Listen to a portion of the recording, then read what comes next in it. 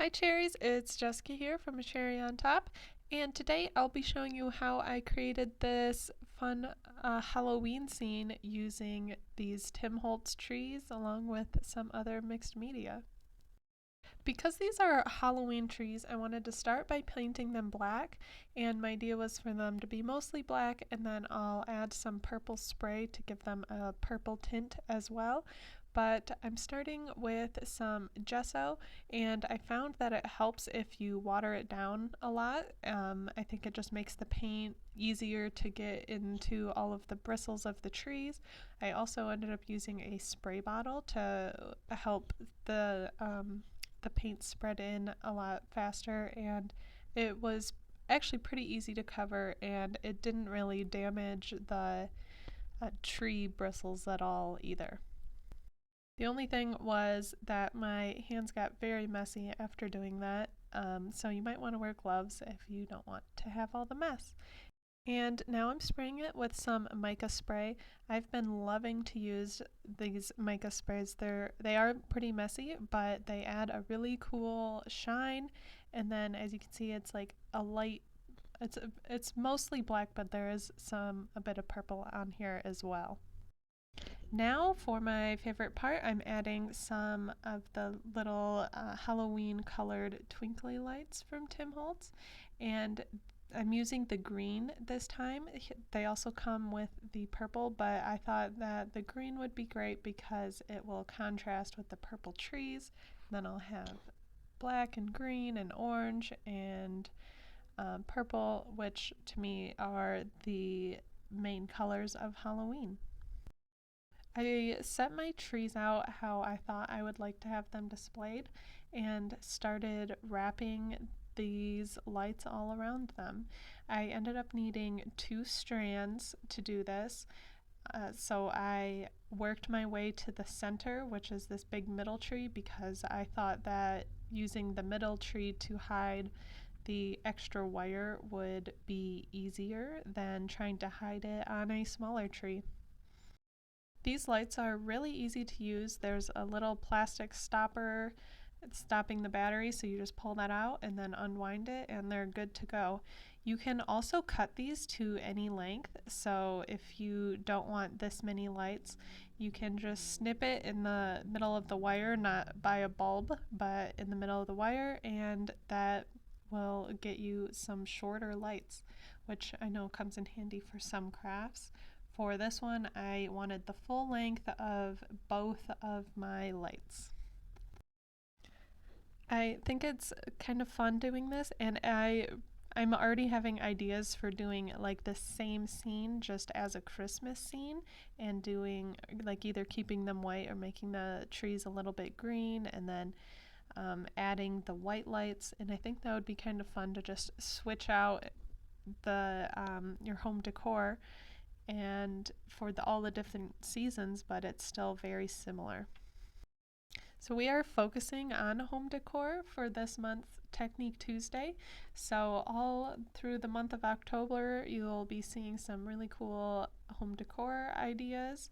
And I just love decorating for Halloween, so that's what most of my videos have been. But we'll also have the other design team members showing some of their favorite ways to make some home decor. I grabbed my darkest washi tape. It was like this wood color, which worked perfectly, to go around and wrap these 2 wires together. I just thought it'd make it a lot more manageable, and then also with it being a darker color of the washi tape, you don't notice it quite as much. And because it's washi tape, it's not super sticky, so I like to stick down the edge with some wet glue. You could also use electrical tape or whatever darker tape that you have on hand. I just liked using the washi because there's so many colors to choose from. My next step is to grab these wood panels, also from Tim Holtz, and I knew there was this long skinny one which I thought would be perfect for holding down these trees. And I don't usually use a hot glue gun, but for home decor I feel like a hot glue gun is a must. So glued all these down with a hot glue gun. After my trees were glued down, my next step was to glue down the switches for these lights, and I wanted to work on a way where it would be easy to switch both of them on at the same time. So I figured it would work easiest if I stuck down them so you could flip both switches the same way. So I rotated so one was upside down and the other one was the reverse of that. So when you go in between them, you can switch both of them on and both of them off with one finger.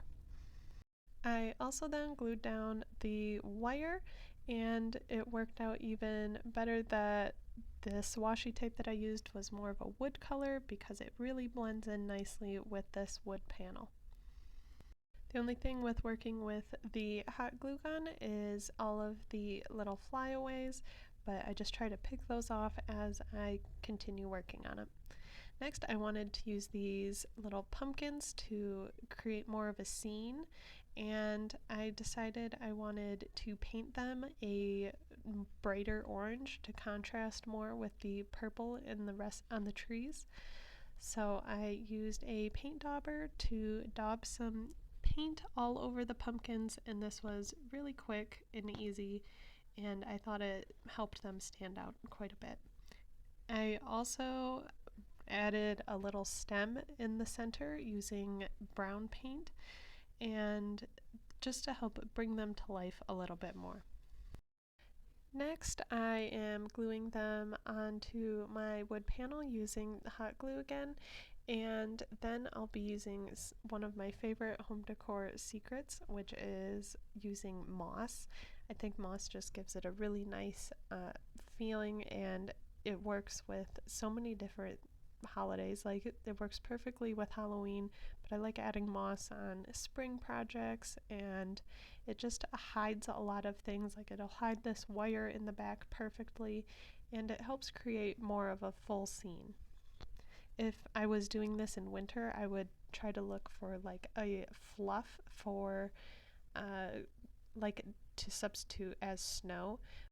The only thing with using this moss is that it is pretty messy and it flakes off a bit. So usually after I'm done using it, I like to give it a coat with some clear acrylic spray, and that really holds it in place. I also make sure to glue it really well as I'm going through. Sometimes I'll even dab over some places with some clear glue just to help it stay in place better. Next, I'm adding some signs, and the post of my sign is just toothpicks that I am painting black with black gesso.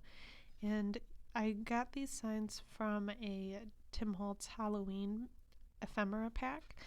These words, I am cutting off the extra space up at the top, and then I will distress them a little bit using some distress oxides. I really like distressing things like this even more than what they usually come because they are Tim Holtz, but I think adding your own inks and distressing things just adds such a nice one-of-a-kind look, and it does distress up really well. I use a dauber to use my darker brown to go around the edges, and then I'll grab a brown and a little bit lighter shade to lightly go over the words in the center. And then I feel like whenever you're using distress oxides or inks, adding a spritz of water and then dabbing it up just really adds another cool element to it. And because I've already got my hot glue gun out, that's what I'm using to glue these onto my toothpicks. And just like that, I've created some cute little signs to stick into my moss. I'll first check what size and height I want them at, and then again use the hot glue gun to stick them in. And after these signs are added, that's it for this project. I hope this inspired you to create your own little holiday scene, and as always, thanks for watching.